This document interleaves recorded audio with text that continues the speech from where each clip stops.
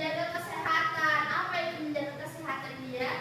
Itu dengan menerapkan pola hidup sehat kayak misalkan makan yang sehari, mengonsumsi makanan yang sehat, dan banyak mengonsumsi makanan. Apakah dia sudah menerapkan pola hidup sehat itu? Sudah beberapa. Apa yang dia rasakan setelah menerapkannya? Itu pola hidup sehat itu membuat menjadi lebih sehat. Berarti dia merasa lebih fresh, lebih sehat, ya. Nah, pada pagi hari ini kita akan belajar mengenai macam-macam gaya belajar. Ada yang pernah dengar nggak mengenai gaya belajar? Belum tahu. Nah, jadi ibu akan memberikan sedikit info mengenai gaya belajar. Jadi gaya belajar itu merupakan cara atau bagaimana kita memproses suatu informasi. Nah, pada pagi hari ini kita akan belajar mengenai yang pertama itu definisi gaya belajar.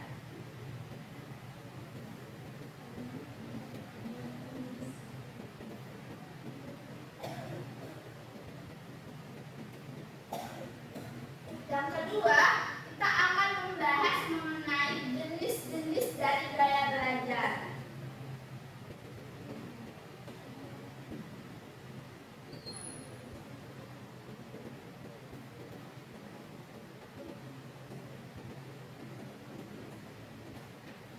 Yang ketiga, kita akan belajar mengenai bagaimana sih strategi untuk memperkuat gaya belajar kita tersebut.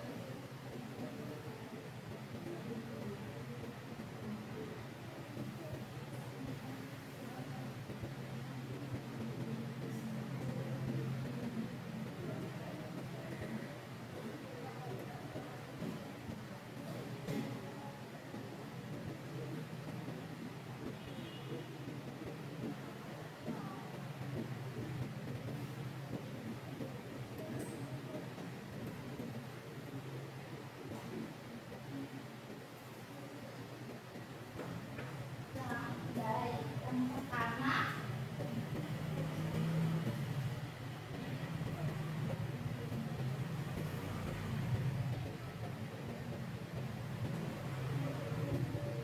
akan membahas tentang gaya belajar. Waduh, sepertinya gila ini.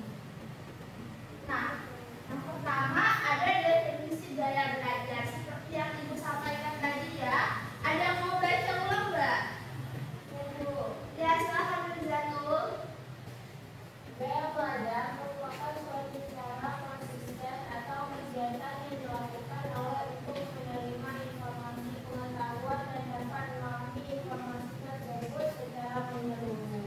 Nah, benar sekali. Jadi ibu ulangi sekali lagi ya, bahwasanya gaya belajar ini merupakan sebuah cara atau kegiatan yang dilakukan berulang kali, yang mana konsisten ya, dengan untuk memperoleh informasi. Nah, kan kadang-kadang kita nih beda-beda ya bagaimana cara menerima informasinya. Nah, kita akan masuk ke macam-macam gaya belajar. Yang pertama ada gaya belajar visual. Gaya belajar visual ini gaya belajar yang mengandalkan mata atau menjadikan mata ini sebagai salah satu alat untuk menerima informasi. Nah, karakteristiknya ini ada 3. Ada yang membaca nggak? Ya, silakan dia. Karakteristik khas gaya belajar visual ada 3. Yang pertama, cenderung rapi dan teratur, memiliki cara detail dan memperhatikan penampilan. Nah, baik, terima kasih dia. Nah, karakteristik khas dari gaya belajar ini cenderung rapi dan teratur, teliti terhadap detail dan mementingkan penampilan. Kenapa sih orang dengan gaya belajar visual itu sangat terpaku dengan apa yang dilihat? Karena apa yang dia lihat itu mempengaruhi fokusnya.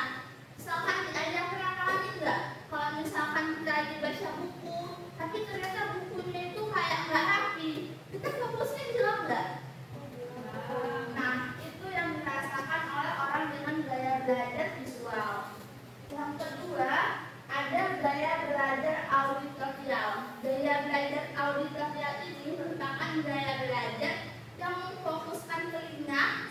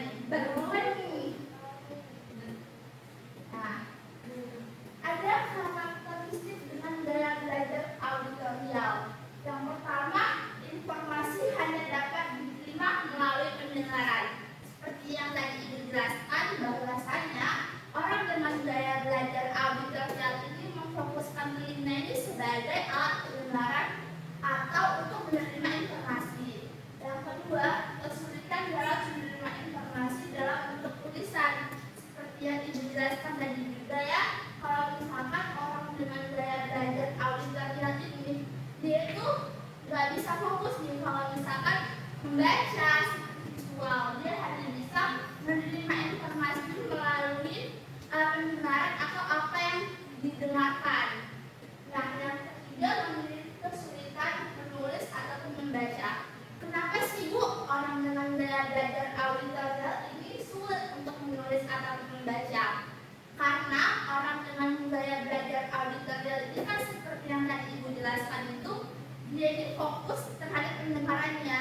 Jadi ketika dia menulis tuh dia bingung, dia mau ngomong apa sih dalam tulisannya, dia mau menulis apa. Nah, orang dengan gaya belajar auditorial ini juga lebih mudah menyampaikan informasi apa yang dia terima ini dengan berbicara dengan lawannya daripada menulis atau membaca.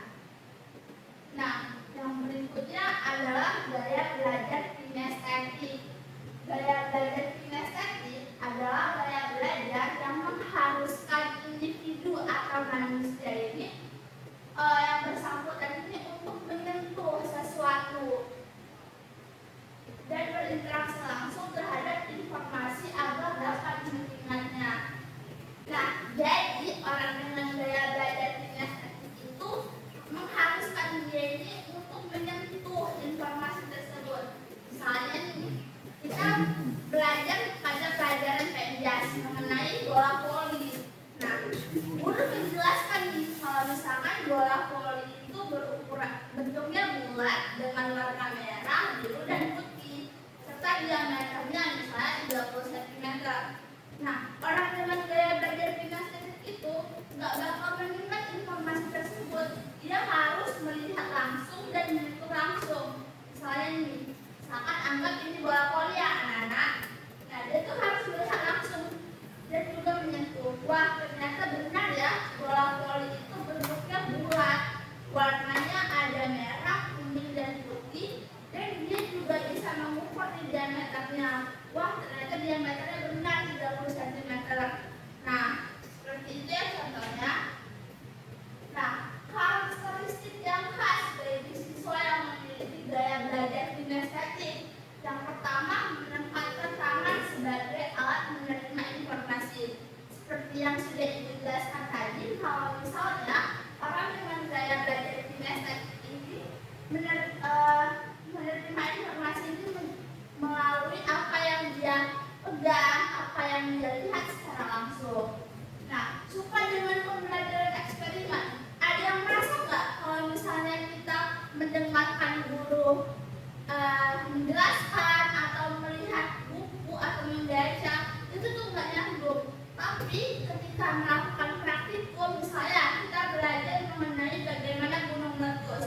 Ketika melakukan praktikum, kita membawa soda segala macamnya, itu lebih paham tentang proses gunung meletus. Ada yang merasa nggak? Nah, itu merupakan salah satu karakteristik dari siswa yang memiliki gaya belajar kinestetik. Nah, berikutnya dari strategi untuk mempermudah proses belajar.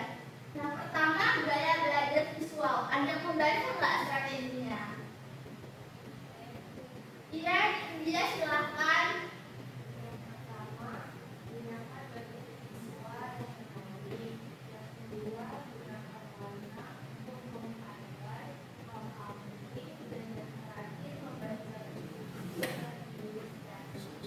Ya, baik, terima kasih ya. Nah, strategi yang dapat kita lakukan nih dengan untuk yang gaya belajar visual ini, yang pertama menggunakan materi visual yang menarik. Kenapa sih materi visual yang menarik itu bisa membantu kita dalam mempermudah proses belajar? Karena dengan materi yang menarik tersebut itu fokus kita tuh lebih tertuju dan juga motivasi belajar kita tumbuh karena wah, ini menarik nih, ini hal baru. Nah, yang kedua, gunakan warna untuk meng-highlight hal-hal penting. Nah, ketika kita membaca buku agar lebih mempermudah untuk menerima informasi, kita dapat meng-highlight hal-hal penting. Contohnya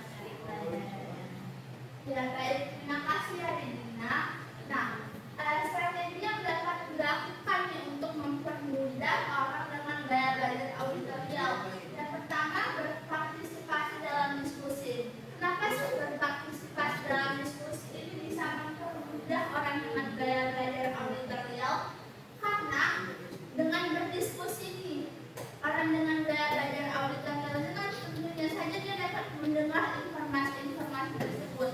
Nah, informasi-informasi tersebut dan diskusi ini lebih mempermudahkan orang dengan gaya belajar bisu auditorial untuk menerima informasi. Yang kedua, membaca materi pelajaran dengan nada suara yang jelas dan tegas. Nah, orang dengan gaya belajar auditorial ketika dia membaca buku tapi membaca dalam hati itu tuh kurang dalam menangkap informasi, sehingga dapat dilakukan dengan membaca dengan nada suara yang tegas dan jelas. Nah, yang terakhir yakni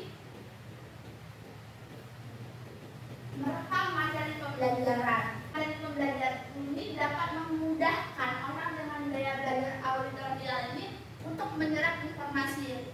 Nah, merekam materi pembelajaran ini sangat berguna karena ketika dia udah selesai materi pembelajarannya kan, mungkin udah lupa dia, jadi dia dapat mengulangnya kembali di rumah dengan mendengarkan rekamannya.